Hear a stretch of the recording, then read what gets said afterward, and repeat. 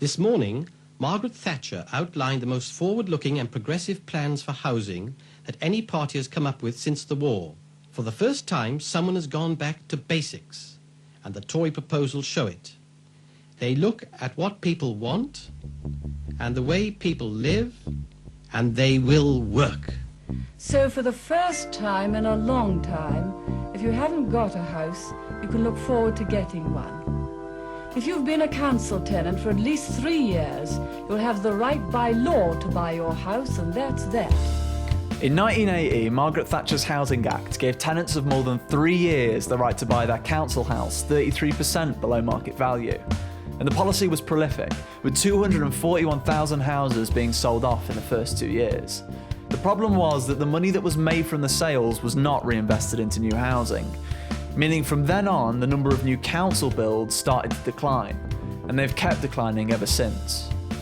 This has left many people struggling to find affordable housing, and with an uneven job distribution across the UK, vested interests like banks determined to keep the status quo, and government after government failing to solve this problem, the time has come to find alternatives. And so, we need someone willing to investigate these alternatives. Someone that is mature, serious, and coherent. And his name is me. Well, it's not me. I mean, it's me, but it's not a person named me. It's me. So it's my name's Ben. So I should have said, and his name is Ben, because that's my name.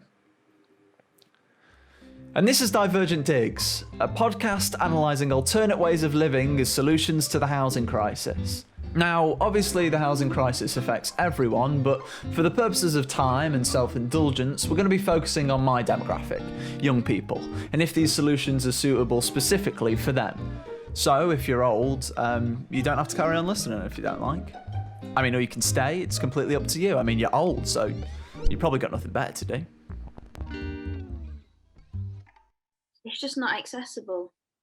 It's not realistic. It's just a nasty feeling. I mean, I definitely feel some kind of anger because it's just too overwhelming. It's too big of a thing to get yourself involved with.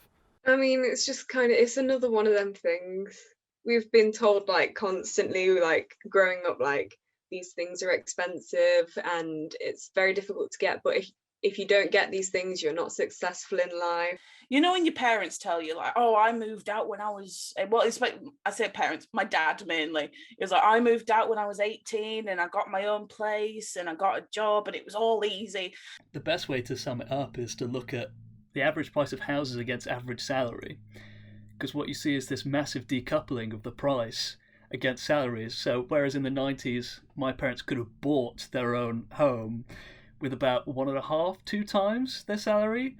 For us, for home ownership, that's 8 to 10 times the average salary. The thought of how much money it's going to take just to save for a deposit is enough to deter me from pursuing those thoughts any further, you know? But if you're thinking about the effects of a pandemic, normally, Easter, I've got a job. I've not got a job this Easter because I can't get anything because it's too competitive.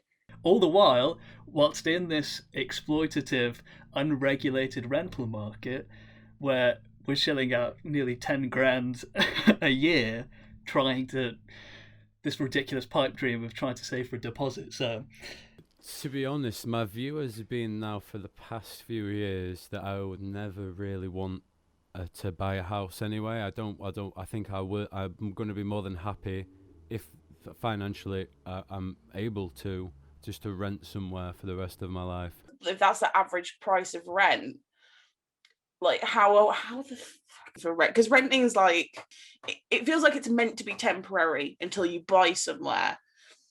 But when the cost of rent is so high, not even the temporary solution is viable.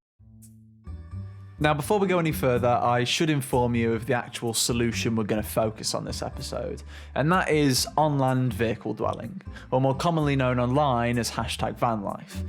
Now, full disclosure, I have been contemplating living in a van myself for around a year now. So, as well as asking whether on-land vehicle dwelling is a viable solution for young people to the housing crisis, I'm also going to be asking if it's a viable solution for me. And in answering these questions, I've had a lot of help. So these are some of the voices you'll be hearing throughout this podcast.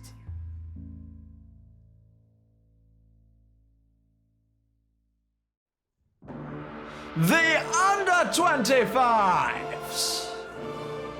Becky Maddox. My screen time is like between 8 to 10 hours a day.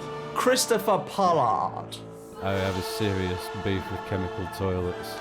Holly Morsley. I've just woken up like 5 minutes ago, so I'm a bit like, Cameron Holmes. I keep hugging myself, and what a wonderful gift that is. And Zoe Bates. I don't like fizzy drinks at all, so... The Vehicle Dwellers.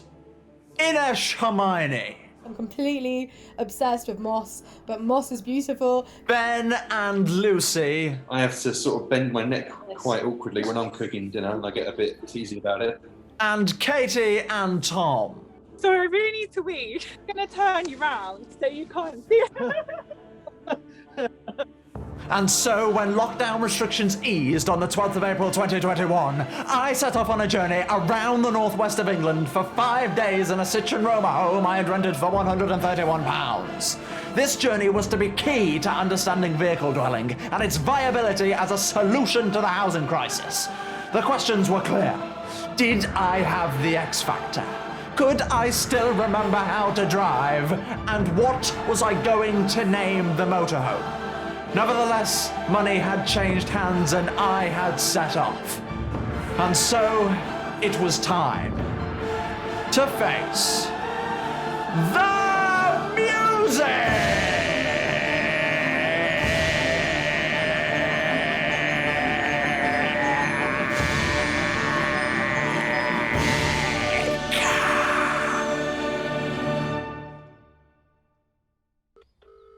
Hello.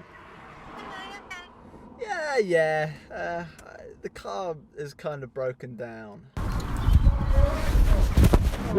be honest, mate, I've just rented it today, so it's looking, it's not looking good. Yes. Hello, yeah. I'm just in a field. Well, I'm not in a field. I'm in a lay-by, just on top of this hill. Yeah, stop. The steering's locked, stop. Yeah, so it's just thinking what I do next. Steering locked. Steering's locked. Key, turn the ignition all the way on. Yeah.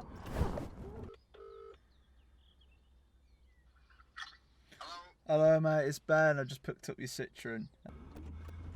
Try and turn it when the key ignition's on. Basically, there's the fuel's run out. Turn your ignition on and then turn the steering. But I was just wondering whether there was a jerry can around. I don't know what you mean. So I've actually got one, yeah. Yeah. Cheers, mate. I hope we get it fixed soon. Yeah. See you later. All the best. You should have put some juice in it, mate.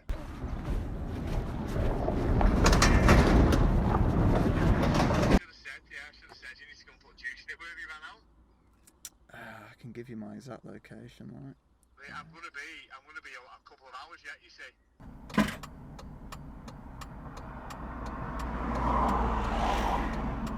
Well, just because there isn't any other issues, but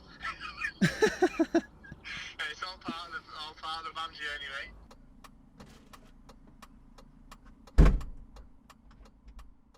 I saw the van. I mean, it was the first van we'd looked at. We just rushed right into it, silly, and friend of a friend kind of thing. Just went, yeah, we'll take it. Paid over the odds for it. Didn't know what we were looking at. Like we were just searching Auto Trader again and again and again, and I found this big red bus, and Tom fell in love with it. So we drove to London. And then Ben didn't have his license yet. I'd never driven a van, and I'd never driven on the motorway, and then I had to drive this massive van back on the motorway all the way to Cornwall, and our insurance expired at midnight. We got 24-hour insurance, and we were just like racing to get back. Yeah, I think we made it back in like half an hour to spare. No, we were silly, over. wasn't it? We were Oh, over. it was time. over. Yeah, we got back at like 1 a.m. Oh. And so we drive it out, and then that's when we were realizing that like all the gears aren't working. The van was like going. Our top speed was like 45 miles an hour, and we were up at like 5,000 revs or something like that. And we just didn't care. We were so happy that we had just gone and bought this van. We didn't care about any of the problems that we were having to face. Yeah. It was November, I bought my van, and I'd literally just been in contact with this girl who was like, oh, I'm thinking about selling my van. And I was like, okay, look, I know you can probably price your van around this, but this is what I have. And she was just like, nah, I like you, we'll make a deal, I'll sell you my van. And I was just like, oh thank God. So It's all part of the van journey, mate. Hello, is this Weaver Taxis? Right. I'll be quick.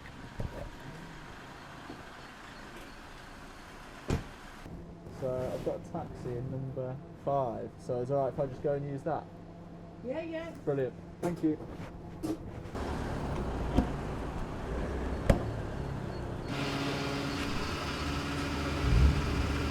Number 5, please. Look. 780 on cheers.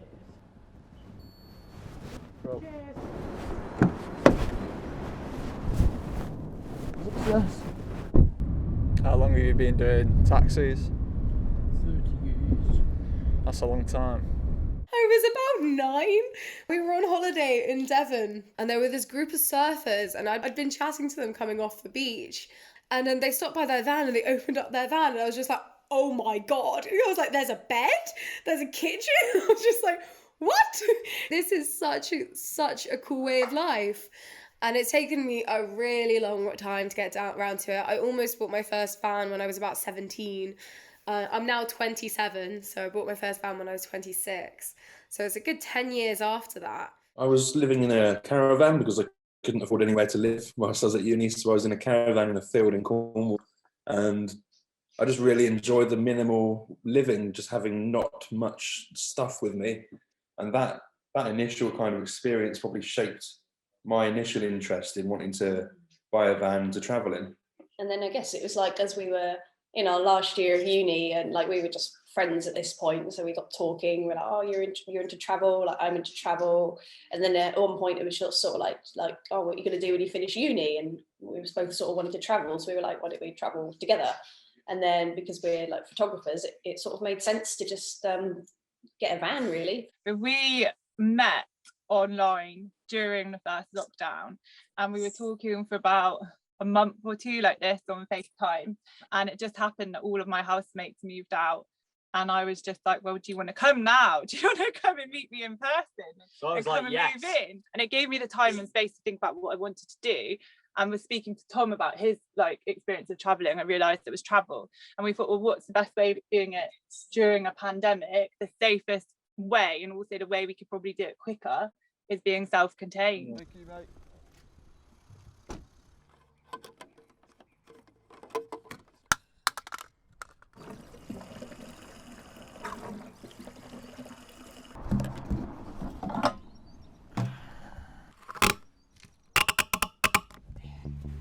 We're in. Seatbelt on. And we were back on the road.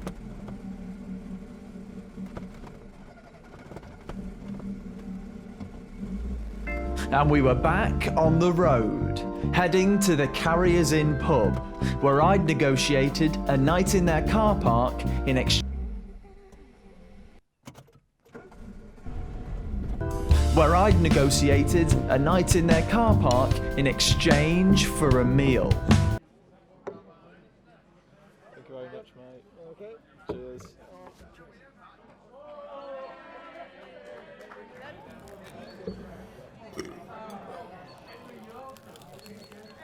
I've had 2 chips. I want to go to sleep.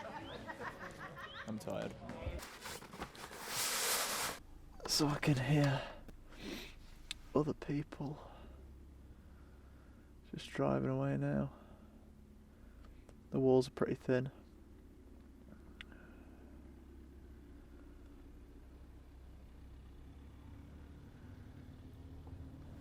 Do I feel safe though? Yeah, I feel pretty safe. But we'll see. Maybe I'll get murdered in the night. Maybe I'll get murdered in the night. Luckily, we haven't had the experience yet of, maybe somebody at night trying to open our doors, or, a big gang of people out there causing a ruckus, because we try and stay away from that. And we've been broken into in Portugal, and they stole some stuff off us and smashed a window, which was the most annoying thing. But that was a bit of a wake-up call. That was again kind of our own fault. We got so relaxed in that country, but it's been kind of hard to get over that moment, really. But yeah, they stole 3 laptops, which was a bit annoying, but they didn't take our camera gear, which is the main thing. We just had no window for the next 2 or 3 months we were traveling. We had a bit of plastic in there instead. People like to focus on the negative, and the media likes to focus on the negative, and people pick up, oh, you shouldn't hitchhike, or you shouldn't live in your van because it's dangerous. It's or a personal blah, blah, blah, thing, and it's different. It is different for men and women. Me and Tom have had very different experiences. It's a factor that actually friends and family and loads of people brought up, especially recently with the Sarah Everard thing, is doing it as a girl by yourself, and there is the security issues surrounding it.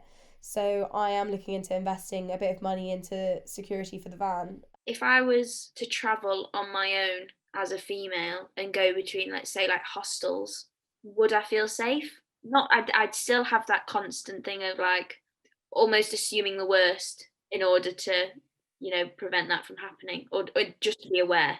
I would still do it on my own, but I would I don't know, maybe get a taser or something. If you don't feel safe in somewhere, you can move on. But like when you take a risk, like signing a 6-month contract on a flat, you can't do that. Do you know what I mean? You're stuck there for 6 months, and if your neighbours make you feel unsafe, if somebody who parties outside, or so we're actually very fortunate that we can just move on if we ever feel not safe and stuff. So I've just woken up. The time is 6:10, and it's very cold in the van. I can see my own breath. Maybe I'll wee myself for warmth. And I figured out last night.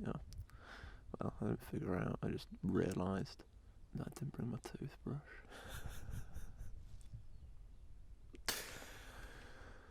Ooh, I feel I'm on the first step to madness. And we've got another 5 days to go.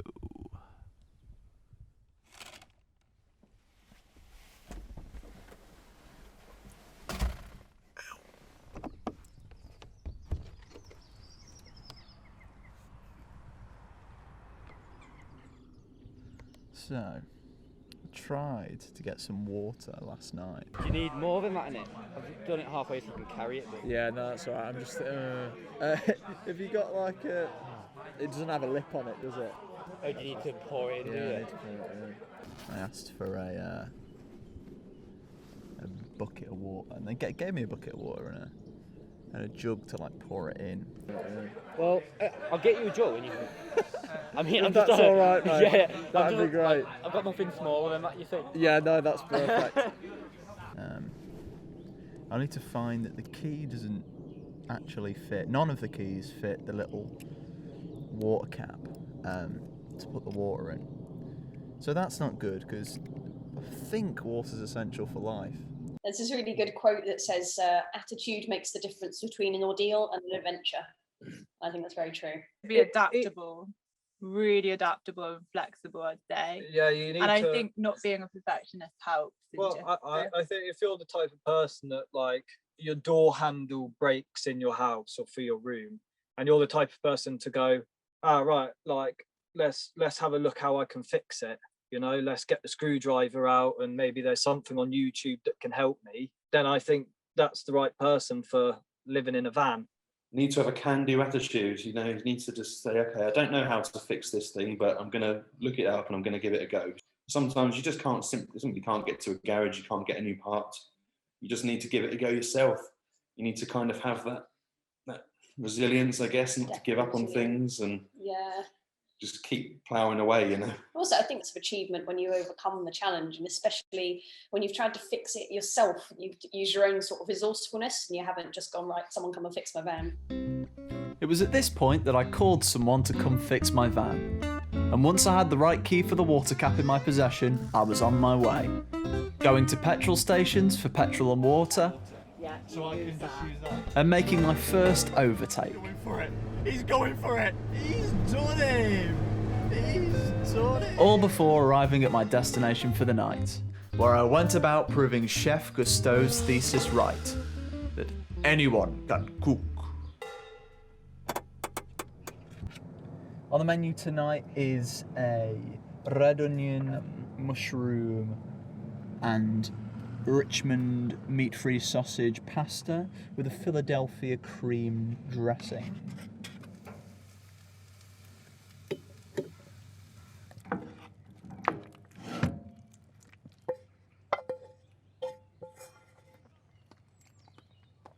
Oh, that's delicious. Anyone can cook. Ow! I have to sort of bend my neck quite awkwardly when I'm cooking dinner, and I get a bit teasy about it. But I find it fine. It's a good sized kitchen for me. Lucy's in her element in there, so. I don't know. There's just something really sort of. I'd feel really exposed and claustrophobic at the same time, I think. It's just the thing of staring at the same space. I know that outside space would be different. Again, it's that claustrophobia thing. You just sit there and looking at the same thing every day. Yeah, I do like space, but I would give it up just to have that like more outdoorsy lifestyle. I wanted lots of windows. As you can see, like we've got windows the whole way down and at the back and at the front. There's windows everywhere. And in the roof. And in the roof. And the reason that I wanted that was because I didn't want to feel like I was in a tin can.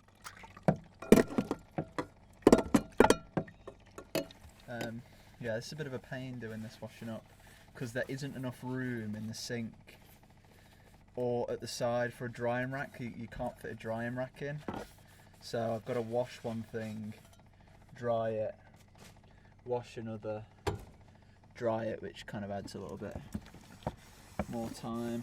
When you want to be eating, you want to be tucking in that stuff going cold, but I don't want to leave it till after, so I'll be in a carb coma. There's so much to do, there's a lot more jobs, but that is because everything is so much smaller.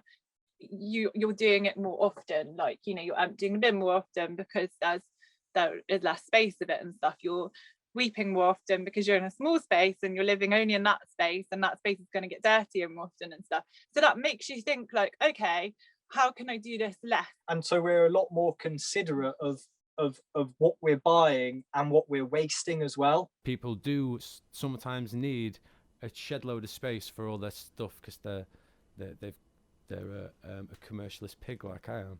I think people around my age or younger definitely want more experiences than like things. But having said that, I have met quite a few materialistic people my age. I'd rather have experiences in life than possessions. As a kid, I was very materialistic. Like, we all like circulating items we wanted in the Argos catalogue for Christmas. But it's a very transient happiness that comes from stuff. Because I would say myself, I just want things. I don't necessarily want experiences. But there are going to be people who had things growing up. If you've grown up with the privilege of having things, you want experiences. But if you've grown up without the privilege of having things, you're going to grow up and want things. Yeah, I think the appeal to van life is just being able to be content with less. On our first trip, we went away, our van was just stuffed with things. And then by the third trip away, we did the most recent one, we packed up the van and we looked at it and we were like, is this it? Like, where's the rest of our stuff? And we just minimized completely to the bare essentials. Yeah. Right? If we haven't used it at least 4 times on our last trip, it's not coming with us this time. So it took me about 35-40 minutes to do that whole thing, which isn't bad. Like cleaning up as well. I won't look forward to it, but it's definitely doable. So I found this parking spot on a parking app, and website that a lot of van lifers use, a lot of vehicle dwellers use. It's called Park for Night. So I'm going to try and read some of the reviews that this spot has got. Here's one from Jeff Sales. He's rated this spot 3 out of 5 stars. He put, "It was a good place until a young couple turned up at 7 with 80 decibels of music on their car stereo. I went to the pub for a call of nature, and when I got back at 7:30, they were hard at it in the back. ... They got somewhat agitated when my torch caught them in the back, so I departed to another quieter pub, and I parked there overnight. Parked here for the night, September 4th, 2019. It appears to be a place for the horny peeps to hang out in the late evening. Had a knock on the door at 20 to 1 from the local police, in brackets, 2 nice chaps, mainly checking that the van wasn't stolen, as it isn't registered in the area, and, in quote marks, why would you pick Wirral to park up? Lol, not my words. That was from Pew Global.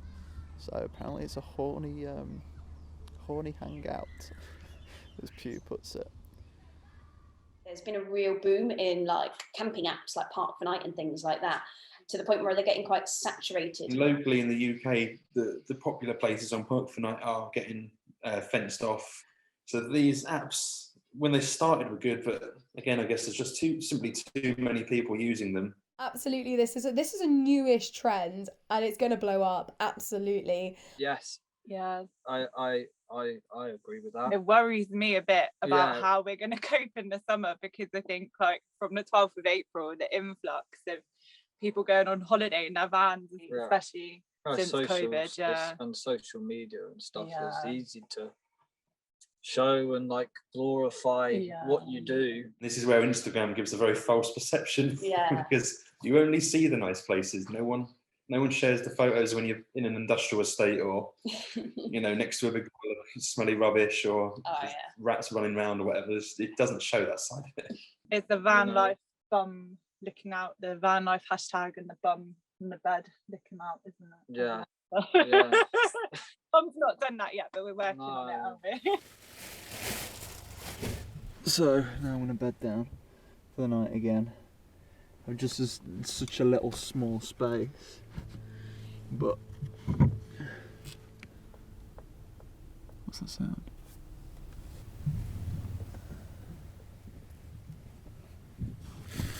Interesting.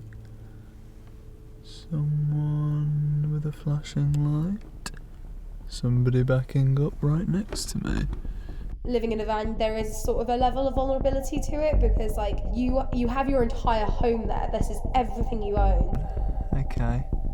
Is she putting leather gloves on? If I get in my car at night, I'd lock the doors straight away. Okay, I'm going crazy.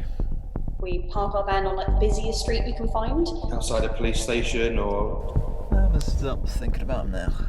Something like this. A bar or a cafe, somewhere where there's loads of people and they don't have the opportunity to break in. Why else would you be here so late at night? We thought the quieter streets would be safest, but obviously, thinking about it, it's not at all.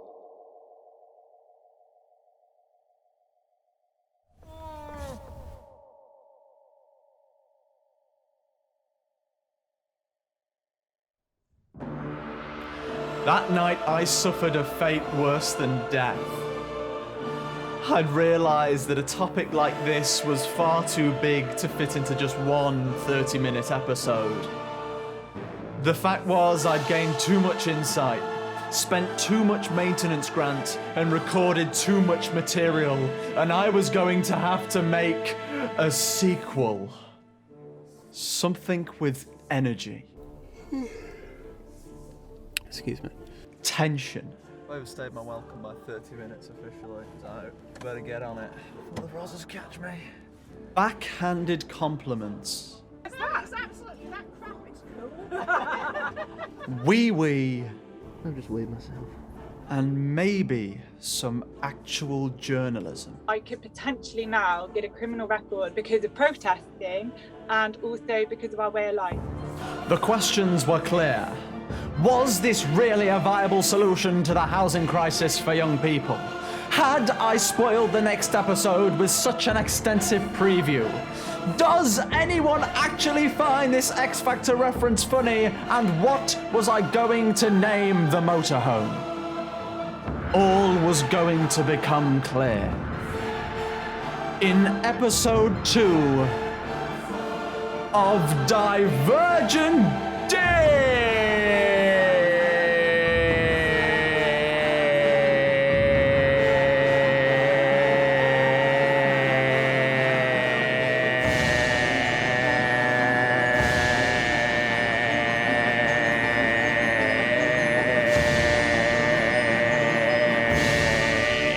Zah!